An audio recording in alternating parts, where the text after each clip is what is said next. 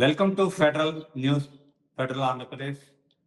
ఇక్కడ ఈరోజు supreme court AP తెలంగాణకి సంబంధించి ఈ పునర్విభజన అంటే అసెంబ్లీ నియోజకవర్గాల పునర్విభజన కోసం పెంపు కోసం కె పురుషోత్తమరెడ్డి గారు వేసిన పిటిషన్ ని కొట్టివేయటం జరిగింది. దీంట్లో దాన్ని ఒక 2026 తర్వాత జనాభా లెక్కలు పూర్తి అయిన తర్వాత మాత్రమే దాన్ని ఆ పునర్విభజన అసెంబ్లీ నియోజకవర్గాల పునర్విభజన జరుగుతుంది అనేది అయితే స్పష్టంగా చెప్పడం జరిగింది. దీన్ని ఈ మొదటి నుంచి కూడా మీరు దీని మీద చర్చించడానికి మనతో పాటు బషీర్ అహ్మద్ గారు, ఏపీ హైకోర్టు అడ్వకేట్ గారు ఉన్నారు.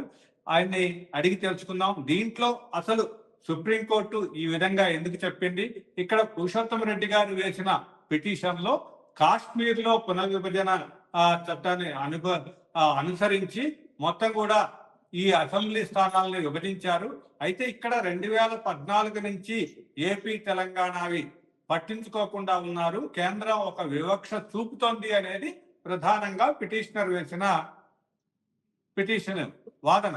అయితే దీన్ని అలా ఎలాంటి వివక్ష లేదు, ఆర్టికల్ అంటే రాజ్యాంగ పరంగానే ఈ అసెంబ్లీ నియోజకవర్గాల పునర్విభజన జరగాలి అనేది అయితే సుప్రీంకోర్టు అభిప్రాయపడింది. దాని మీద అసలు బషీర్ గారు, అసలు మీరు దీన్ని అంటే సుప్రీంకోర్టు తీర్పుని ఏ విధంగా చూస్తారు? నిజంగానే కేంద్రం వివక్ష చూపిందా, లేకపోతే దీంట్లో ఆయన రాజ్యాంగ పరంగానే కావాల్సిన రీతిలోనే జరుగుతుందా? ఫెడరల్ న్యూస్ వీక్షకులకు నా నమస్కారం. వాస్తవంగా సెక్షన్ 26 ఆంధ్రప్రదేశ్ పునర్విభజన చట్టానికి సంబంధించి సెక్షన్ 26 కింద ఈ పురుషోత్తమరెడ్డి గారు ఈ కేసుని ఫైల్ చేశారు. సెక్షన్ 26 ఏం చెప్తుందంటే, ఈ డీలిమిటేషన్ అంటే అసెంబ్లీ స్థానాలను అదేవిధంగా పార్లమెంట్ స్థానాలను పెంచడం ఎలా అనేది సెక్షన్ 26లో చెప్తుంది. ఈ సెక్షన్ 26 ప్రకారం ముఖ్యంగా ఈ డీలిమిటేషన్ ఎలా చేయాలనేది సెక్షన్ 26లో ఒక ప్రక్రియ చెప్పారు. ఆ ప్రక్రియ ప్రకారంగా కనుక మనం చూసేటట్టయితే, ముందుగా జనాభా లెక్కల సేకరణ జరగాలి. జనాభా లెక్కల సేకరణ జరిగిన తర్వాత ఎలక్షన్ కమిషన్ నిర్ణయం తీసుకుని 175 స్థానాలు ఉన్నటువంటి ఆంధ్రప్రదేశ్ అసెంబ్లీ స్థానాల్ని 225గా, అలానే 119 స్థానాలు ఉన్నటువంటి తెలంగాణ అసెంబ్లీ స్థానాల్ని 153 స్థానాలుగా పెంచమని మీకు ఈ చట్టంలో డీలిమిటేషన్ చట్టంలో సెక్షన్ 26లో స్పష్టంగా చెప్తుంది. ఇందులో 2 అంశాలు ముడిపడి ఉన్నాయి. ఒకటి, జనాభా లెక్కల సేకరణ జరగడం అనేది ఒక కీలక అంశం. మరి జనాభా లెక్కల సేకరణ అనేది ఇప్పుడు దాకా జరగలేదు. పలు కారణాల వల్ల ఇది 2021లో జరగాల్సిన జనాభా లెక్కల సేకరణ పలు కారణాల వల్ల ఇది వాయిదా పడుతూ పోయి, మరి ఇప్పుడు చేయాలి అనేది 2026లో జనాభా లెక్కల తీయాలనేది ఒక నిర్ణయానికి వచ్చారు. కాబట్టి డీలిమిటేషన్ కి వెళ్లే అవకాశం లేకుండా పోయింది. ఇది ఒక అంశం. ఇంకా రెండవ అంశం వచ్చేసి, జనాభా లెక్కల సేకరణ చేసిన తర్వాత ఈ డీలిమిటేషన్ చెయ్యాలా చెయ్యకపోవాలా అనేది దీని మీద నిర్ణయం తీసుకునే అధికారం ఎలక్షన్ కమిషన్ ఆఫ్ ఇండియాకి ఉంది. ఇప్పుడు ఈ 26లో మనం కనుక చూసేటట్టయితే సబ్ సెక్షన్స్ క్లాసెస్ ఉన్నాయి, ABC అని. మళ్ళీ అందులో 26(1) కింద మళ్ళీ 26(1) కింద మళ్ళీ A అని, B అని, C అని సబ్ క్లాజులు కూడా ఉన్నాయి.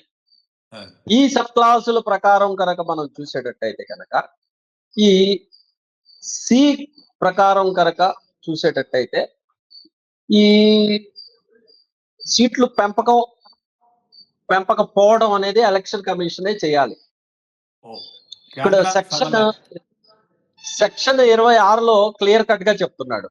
ఏం చెప్తున్నాడంటే, and delimitation of the constituencies may be determined by the election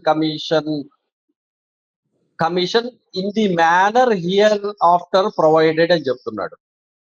అంటే ఇక్కడ ఈ డీలిమిటేషన్ చేయాల్సిన మేబీ అనే షెల్వి అనే పదాన్ని వాడకుండా మేబీ అనే పదాన్ని చెయ్యవచ్చు అనేది చెప్పాడు తప్పనిచ్చి చేసి తీరాలి అనే మాటను అక్కడ ఉపయోగించలేదు. ఇది చేయడానికి కూడా కింద మళ్ళీ కొన్ని నిబంధనలు తీసుకొచ్చారు. ఈ సబ్ క్లాజుల్ని తీసుకొచ్చారు. ఈ ఏ అని, బి అని, సి అని తీసుకుని వచ్చారు. అయితే ఇక్కడ జనాభా లెక్కల సేకరణ జరగకపోవడం ఒక అంశం. రెండవ అంశం వచ్చేసి ఈ జనాభా లెక్కల సేకరణ జరగలేదు కాబట్టి, ఎలక్షన్ కమిషన్ ఏ విధమైనటువంటి నిర్ణయం తీసుకోలేదు కాబట్టి, జమ్మూ కాశ్మీర్ విషయానికిను ఆంధ్రప్రదేశ్ కి సంబంధించిన, తెలంగాణకి సంబంధించిన విషయానికి ఏ విధమైన పోలిక లేదు కాబట్టి సుప్రీంకోర్టు వీరు వేసిన ఈ వాద్యాన్ని, ఈ రిట్ పిటిషన్ ని కొట్టేసిందని చెప్పేసి నేను భావిస్తున్నాను. ఏదేమైనప్పటికీ పూర్తి పాఠం మనం చదివితే కానీ, జడ్జిమెంట్ కి సంబంధించిన పూర్తిగా మనం చదివితే కానీ కీలకమైనవి అంటే కొన్ని కీలకమైన వ్యాఖ్యలు చేసింది. ఇప్పుడు ఆర్టికల్ 170కి లోబడి మాత్రమే ఇక్కడ పునర్విభజన చట్టంలో సెక్షన్ 26 ఉంటుంది అనేది స్పష్టంగా సుప్రీంకోర్టు వ్యాఖ్యానించింది. ఇక్కడ ఇంకోటి కూడా, ఈ సెక్షన్ 26ను అంటే పునర్విభజన చట్టంలో ఉన్న సెక్షన్ 26ను ప్రత్యేకంగా చూడటానికి వీల్లేదు అనేది కూడా స్పష్టం చేసింది. అయితే ఇక్కడ పిటిషనర్ వాదన ఏంటంటే, ఇక్కడ సెక్షన్ 26 ఇవన్నీ ఆ పునర్విభజన చట్టం చేసినప్పుడు దాంట్లో జనాభా లెక్కింపు అయిన తరువాతే అసెంబ్లీ నియోజకవర్గాల పునర్విభజన జరుగుతుంది అనేది ఎక్కడా లేదు. దాన్ని తరువాత కేంద్రం లింకు చేసింది అనేది ఆయన వాదన. ఇప్పుడే నేను పిటిషనర్తో కూడా మాట్లాడితే ఆయన చెప్పేది ఏంటంటే, ఇది కేంద్రం వివక్ష చూపినట్లే నేను కూడా భావిస్తున్నాను. అయితే దీన్ని కొట్టేయటం ఏ విధంగా ఉన్నా కూడా వాదన అయితే ఇది అనేది ఆయన చెప్పాడు. దాని మీద మీరు ఏమంటారు? ఇప్పుడు ఆర్టికల్ 171 మనం కాన్స్టిట్యూషన్ ప్రకారం చూసుకునేటట్టయితే, రాజ్యాంగం ఆర్టికల్ 171 ఏం చెప్తుందంటే, outlines of the composition and structure of legislative council in the states and bicameral legislatures అనేది చెప్తుంది. అంటే 170 ఇప్పుడు మీరు ఏ చట్టాన్ని తయారు చేసినా, ఏ యాక్ట్ ని తయారు చేసినా ఫైనల్ గా రాజ్యాంగానికి లోబడి ఉండాల్సిందే. రాజ్యాంగానికి లోబడి ఉండకుండా ఏదైనా మీరు ఒక చట్టాన్ని తయారు చేస్తే ఆ చట్టం కొట్టివేసే అధికారం, ఆ చట్టాన్ని కొట్టివేసే అధికారం సుప్రీంకోర్టుకి ఉన్న విషయం మనందరికీ తెలిసిందే. ఇప్పుడు ఇక్కడ సుప్రీంకోర్టు ఈ విషయం మీద 26 సెక్షన్ మీద వ్యాఖ్యానిస్తూ, 26 సెక్షన్ ని మీరు ఇంప్లిమెంట్ చేయాలంటే ఆర్టికల్ 171ని కూడా మీరు పరిగణలోకి తీసుకోవాలి. 171ని పరిగణలోకి తీసుకునే section 26 of AP reorganisation act ని మీరు ఫాలో అవ్వాలి తప్పనిచ్చి, ఇండిపెండెంట్ గా ఏ విధమైన సర్వస్వతంత్రంగా సెక్షన్ 26 ని ఫాలో అవ్వడానికి వీల్లేదని చెప్పేసి సుప్రీంకోర్టు చెప్పింది. అయితే 171 ఏం చెప్తుంది అనేది మళ్ళీ మనం ఒకసారి కనుక మనం పరిశీలించేటట్టయితే, ఆర్టికల్ 171 దాంట్లో మెంబర్షిప్ లిమిట్ ఒకటి పెట్టింది. ఈ మెంబర్షిప్ లిమిట్ ఏమంటున్నాడు, the total number of members of the legislative council cannot exceed 1/3 of the, ఇది కౌన్సిల్ గురించి చెప్పాడు. కాంపోజిషన్ ఆఫ్ మెంబర్స్ ఇవన్నీ చెప్పుకుంటూ వస్తూ ఏమంటున్నాడంటే, స్టేట్ లెజిస్లేటివ్ కౌన్సిల్ ఎలా ఉండాలి అనేది చెప్పాడు. కానీ ఇక్కడ అసెంబ్లీకి సంబంధించి చెప్పలేదు. కానీ దీన్ని కూడా పరిగణలోకి తీసుకోవాలని చెప్పేసి సుప్రీంకోర్టు భావించిందంటే, ఈ పూర్తి ఈ పాఠాన్ని మనం చూస్తే కానీ, ఈ జడ్జిమెంట్ తీర్పుని పూర్తి పాఠాన్ని చూస్తే కానీ మనకు పూర్తి ఒక అవగాహన రావడానికి వీల్లేదని చెప్పేసి నేను భావిస్తున్నాను. అంటే ఇక్కడ కేంద్ర కాశ్మీర్ విషయానికి తరువాత మనకి ఏపీ తెలంగాణ విషయానికి కూడా పొంతన లేదు అనేది సుప్రీంకోర్టు ఒక స్పష్టంగా చెప్పిన అంశం.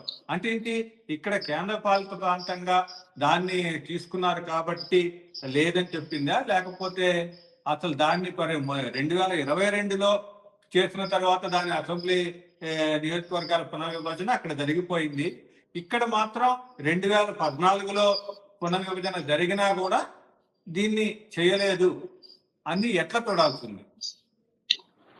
వాస్తవంగా జమ్మూ కాశ్మీర్ విషయానికి ఆంధ్రప్రదేశ్ విషయానికి వచ్చేటప్పటికి ఏ విధమైన పోలిక లేదని చెప్పేసి నేను భావిస్తున్నాను. ఎందుకంటే జమ్మూ కాశ్మీర్ ని ఆర్టికల్ 370ని రద్దు చేశారు. ప్రత్యేక తరగతి హోదా జమ్మూ కాశ్మీర్ కి ఉన్నదాన్ని రద్దు చేస్తూ, ఈ రద్దు చేసిన దాన్ని కాంపన్సేట్ చేయడం కోసం గాను ఒక రాజకీయ నిర్ణయం తీసుకుని దాన్ని జమ్మూ కాశ్మీర్ ని 3 భాగాలుగా విభజించారు. 2 రాష్ట్రాలుగా, ఒక కేంద్ర పాలిత ప్రాంతంగా విభజించారు. ఈ విభజించారు కాబట్టి రాజకీయ పరంగా ఉద్రిక్తతలు రాకుండా ఉండడం కోసం గాను, అదే విధంగా 370 ఆర్టికల్ ని తొలగించి వేశారు కాబట్టి అక్కడ ఉన్నటువంటి ప్రజల్ని వాళ్ళని పక్కదోవ మళ్లించడం కోసం గాను అక్కడ డీలిమిటేషన్ చేశారని చెప్పేసి మనం భావించవచ్చు. వాస్తవంగా అయితే గనక అక్కడ 370 ఆర్టికల్ ని తొలగించడానికి వీలు లేదు. కానీ సుప్రీంకోర్టు తొలగించవచ్చు అని చెప్పేసి ఒక తీర్పు ఇచ్చింది. దానికి ఉన్న కారణాల గురించి నేను లోనికి వెళ్ళటం లేదు.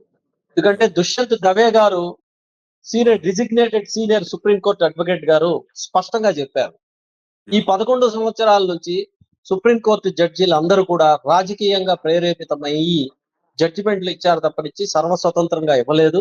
నేను చాలా బాధపడుతున్నాను ఈ సుప్రీంకోర్టులో ఉన్న తీర్పులు కానీ ఈ న్యాయమూర్తుల్ని చూసి నేను బాధపడుతున్నాను. ఇలాంటి దుస్థితి నేను నా జీవితంలో ఎప్పుడు చూడలేదని చెప్పి దాన్ని కూడా మనం గుర్తులో పెట్టుకోవాలి. అంటే ఇక్కడ జమ్మూ కాశ్మీర్ లో 370 ఆర్టికల్ ని తీసేశారు కాబట్టి దాన్ని కాంపన్సేట్ చేస్తూ ఒక రాజకీయ నిర్ణయం తీసుకుని అక్కడ డీలిమిటేషన్ చేశారు. కానీ ఆంధ్రప్రదేశ్ లేదా తెలంగాణ వచ్చేటప్పటికి అలాంటి ఇక్కడ కావాలని చెప్పేసి 2 స్టేట్లు విడిపోవాలని చెప్పేసి ఒక ఉద్యమం జరిగింది కాబట్టి ఇక్కడ అలాంటి నిర్ణయం తీసుకోలేదు. అలానే ఆంధ్రప్రదేశ్ రీఆర్గనైజేషన్ యాక్ట్ ప్రవేశపెట్టింది కాంగ్రెస్ ప్రభుత్వం అయితే 370 యాక్ట్ ని దాన్ని రద్దు చేస్తూ యాక్ట్ ని ప్రవేశపెట్టింది బీజేపీ.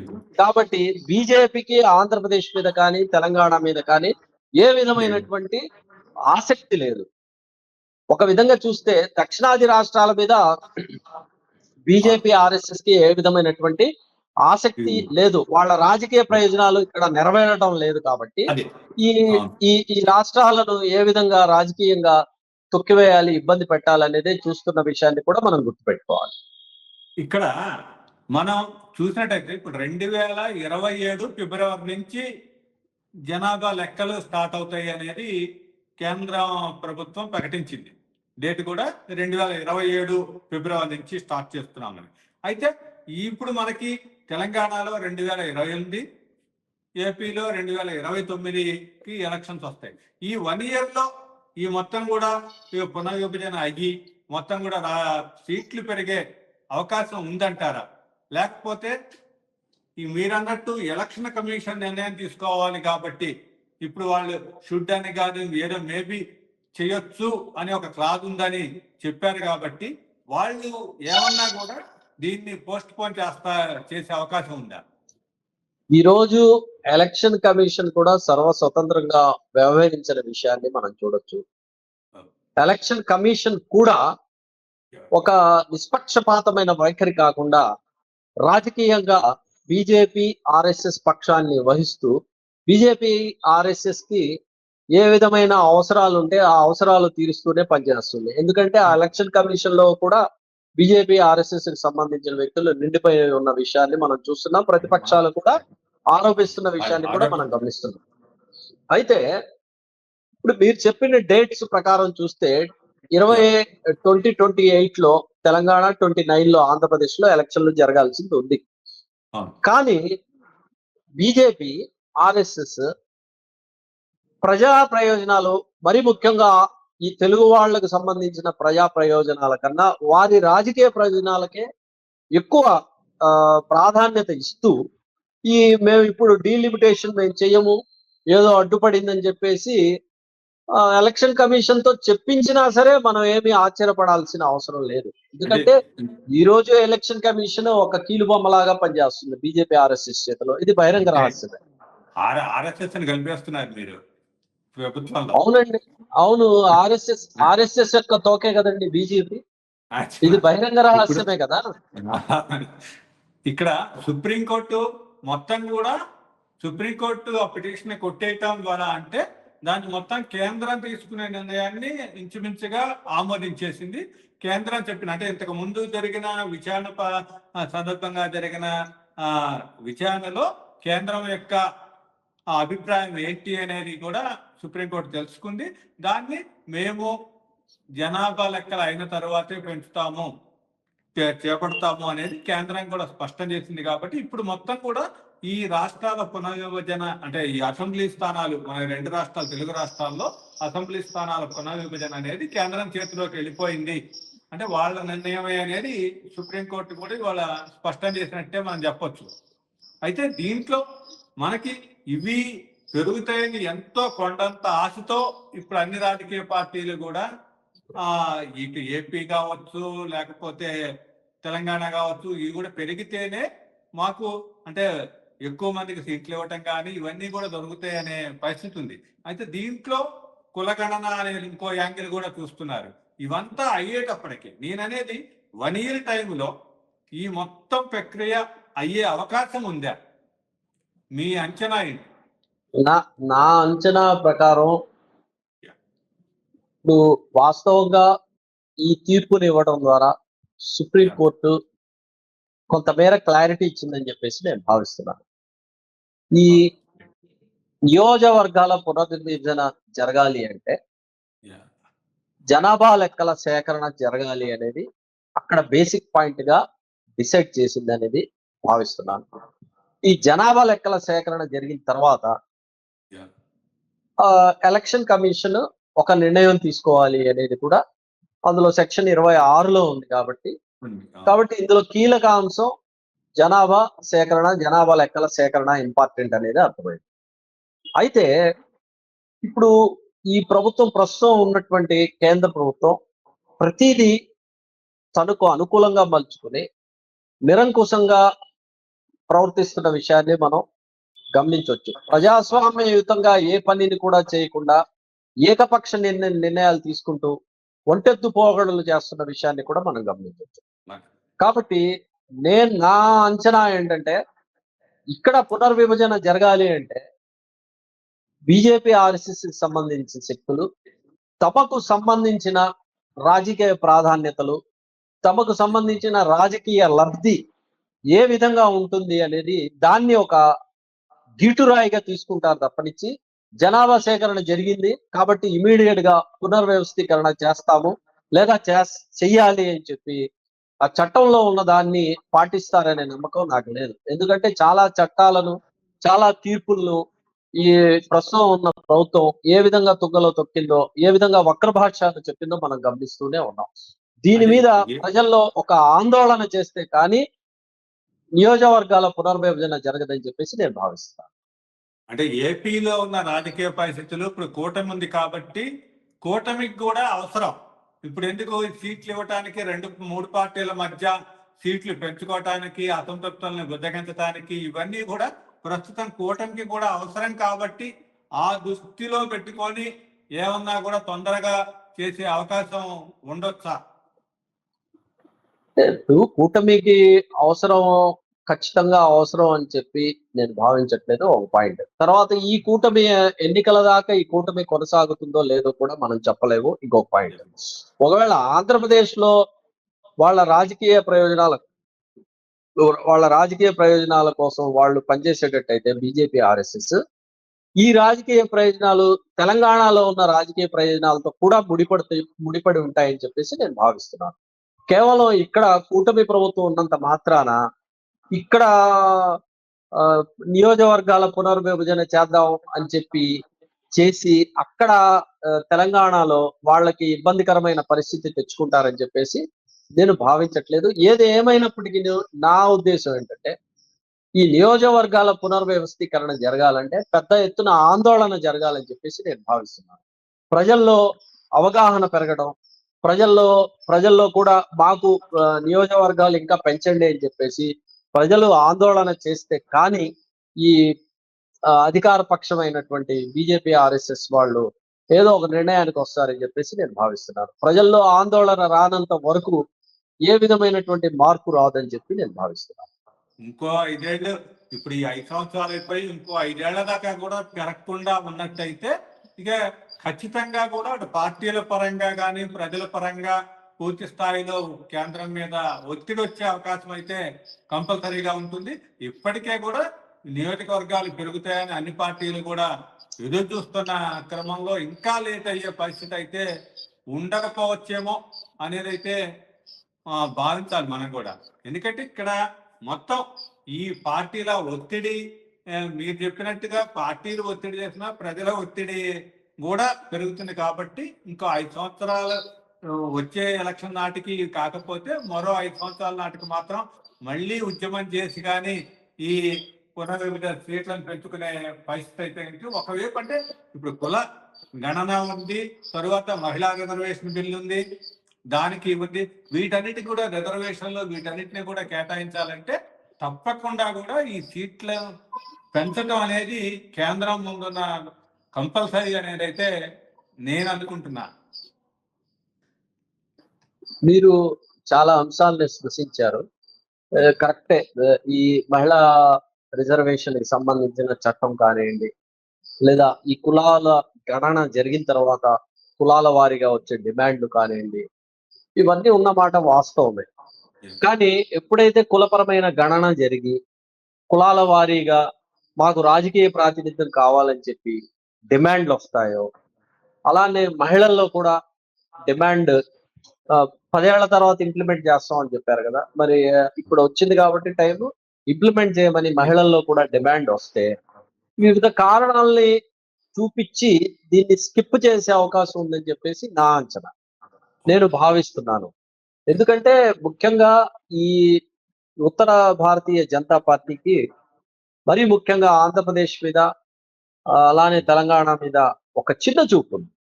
ఇక్కడ మీరు దక్షిణ భారతదేశాన్ని ఉత్తర భారతదేశాన్ని పోల్చి చూసేటట్టయితే కనుక దక్షిణ భారతదేశంలో విద్యావంతులు విజ్ఞానవంతులు ఎక్కువ, విచక్షణ జ్ఞానం ఉంది, వాళ్ళకి తర్కబద్ధంగా ఆలోచిస్తారు. మీరు నార్త్ ఇండియాలో చూస్తే కనుక వాళ్ళు తర్కబద్ధత ఉండదు, విచక్షణాయుతంగా ఆలోచించే తెలివితేటలు ఉండవు. గుటకాలు తిని ఉయ్యడం తప్పనిచ్చి వాళ్ళు అన్ని వాళ్ళకి ఎడ్యుకేషన్ ఉత్తర దక్షిణ రాష్ట్రాలు, ఉత్తర భారతదేశం దక్షిణ భారతదేశం మధ్య ఇప్పటికే కూడా ఒక వ్యత్యాసం కేంద్రమే చూపుతోంది. ఇంకా కూడా ఈ పునర్విభజన పార్లమెంటు నియోజకవర్గాల మార్పులు చేర్పులు జరిగితే ఇంకా కూడా దక్షిణానికి నష్టం జరుగుతుందనే వాదన కూడా ఇప్పటికే వినిపిస్తున్నారు. కాబట్టి అది కూడా ఖచ్చితమైన అంశం. అది దక్షిణాది రాష్ట్రాలకు సంబంధించిన ముఖ్యమంత్రులు, మరి ముఖ్యంగా స్టాలిన్ గారు కానివ్వండి, రేవంత్ రెడ్డి గారు కానివ్వండి, కర్ణాటక కేరళకి సంబంధించిన ముఖ్యమంత్రులు ఈ డీలిమిటేషన్ మీద వాళ్ళు ఒక లేవనెత్తారు. ఇప్పుడు దక్షిణాది రాష్ట్రాల్లో చూస్తే దక్షిణాది రాష్ట్రాలు సమర్థవంతంగా జనాభాని నియంత్రించాయి. ఉత్తరాది రాష్ట్రాలు చూస్తే కనుక వాళ్ళు అన్ఎడ్యుకేటెడ్ కాబట్టి, వాళ్ళలో అజ్ఞానం ఎక్కువగా ఉంది కాబట్టి, మూఢ విశ్వాసాలు ఎక్కువ ఉన్నాయి కాబట్టి వాళ్ళు జనాభాని నియంత్రించలేరు. ఈ రోజు జనాభా ఆధారంగా కనుక చూసి డీలిమిటేషన్ చేసి అసెంబ్లీ స్థానాలను పార్లమెంటు స్థానాలను పెంచడం జరిగితే ఉత్తరాదికి సంబంధించిన స్థానాలు విపరీతంగా పెరిగిపోతాయి, దక్షిణాదికి సంబంధించిన స్థానాలు తగ్గిపోతాయి. ఇప్పుడు మనం చూసేటట్టయితే ₹1 ఆంధ్రప్రదేశ్ నుంచి కేంద్ర ప్రభుత్వానికి వెళ్తే ఆ రూపాయిలో మనకి తిరిగి 42 పైసలే వస్తున్నాయి. అదే మీరు బీహార్ ని చూస్తే కనుక ₹1 కట్టి 900 రూపాయలు తిరిగి వస్తున్నాయి బీహార్కి. ఉత్తరప్రదేశ్ కి ₹1 కడితే 800 రూపాయలు తిరిగి వస్తున్నాయి. కాబట్టి ఆ ఉత్తరాది రాష్ట్రాలైనటువంటి హిందీ రాష్ట్రాల మీద ఈ బీజేపీ ఆర్ఎస్ఎస్ అపారమైనటువంటి ప్రేమ చూపిస్తూ దక్షిణాది రాష్ట్రాల మీద సమతి తల్లి ప్రేమ చూపిస్తున్నారు ఆర్థికంగా. ఈ ఆర్థిక అసమానతలే దీన్ని ముందుకు కొనసాగిస్తూ రేపు చట్టసభల్లో కూడా ఇక్కడ స్థానాలు ఇవ్వరని చెప్పేసి నేను భావిస్తున్నాను. ఎందుకంటే వివక్ష చూపిస్తున్నారు కాబట్టి. ఓకే అండి. థ్యాంక్ యూ బషీర్ గారు. మనం ఇప్పుడు సుప్రీంకోర్టు ఈ రోజు ఆ పిటిషన్ ని కొట్టివేసింది కాబట్టి ఇప్పుడు 2028 నాటికైనా సరే ఇప్పుడు 27 నుంచి సంవత్సరం కాలంలో జనాభా లెక్కలు పూర్తయి తరువాత 2028 నాటికైనా సరే ఏపీ తెలంగాణలో సీట్ల సంఖ్య పెరగాలని కోరుకుందాం. అది కూడా పెరిగే ఛాన్స్ కొంత మేబీ అనే పరిస్థితిలోనే ఉంది కాబట్టి అలాంటి పరిస్థితి రాకూడదు. అది మొత్తం కూడా కేంద్ర అది అన్ని పార్టీలు కోరుకుంటున్నాయి. ఈ చర్చలో పాల్గొన్నందుకు మంచి విషయాలు సమాచారాన్ని అందించినందుకు ధన్యవాదాలు.